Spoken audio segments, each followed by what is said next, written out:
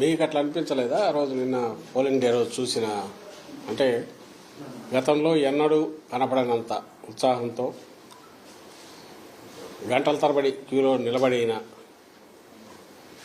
పేద వర్గాలందరూ, అలాగే వైఎస్ఆర్ కాంగ్రెస్ పార్టీని అభిమానిస్తున్నారని అనుకుంటున్న వైఎస్ఆర్ కాంగ్రెస్ పార్టీ లేదా జగన్మోహన్ రెడ్డి గారు ఈ 5 ఏళ్ల పాటు ఎవరినైతే ఏ వర్గాలనైతే కాసుకున్నారో, ఏ వర్గాల దీన్ని అభ్యున్నతికి పాటుపడుతూ వచ్చారో, రాష్ట్ర అభివృద్ధితో పాటు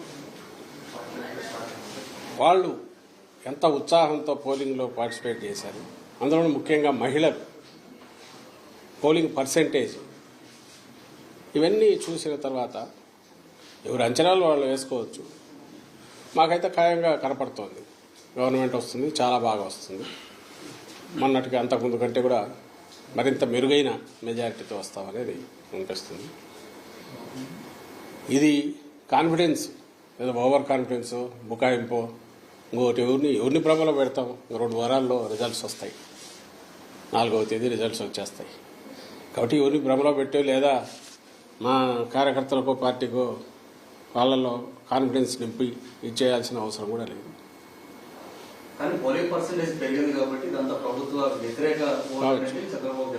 సాధారణంగా మామూలుగా పోలింగ్ పర్సెంటేజ్ పెరగడం జనరల్ యాంటీ ఇన్కంబెన్సీ అంటారు. ఓకే, ప్రో ఇన్కంబెన్సీ కూడా ఉంది, గతంలో కూడా జరిగింది. మిగిలిన చోట్ల జరిగిన చోట్ల కూడా పోలింగ్ పర్సెంటేజ్ పెరిగాయి. ఓటింగ్ జరిగే శాతాన్ని బట్టి చూసి యాంటీ ఇన్కంబెన్సీ అనుకుందామంటే మీరు గమనించిన జగన్మోహన్ రెడ్డి గారి మీద అంత వ్యతిరేకత పెంచుకుని ఈ వర్గాలు ఏ వర్గాల కోసం అయితే నిలబడినాడు వాళ్ళు రావడానికి అంత ఇది రీజన్ కనపడత లేదు. వీళ్ళందరూ చంద్రబాబు నాయుడు కానీ ఆయన పార్టీ కానీ పెట్టిన సూపర్ 6 అనే ఇది కానీ లేదా ఆయన అర్జెంటుగా తెచ్చుకోవాలని వాళ్ళ కోరికుందా అని చూద్దామంటే అంతా అటువైపు కనపడలేదు. ఎందుకంటే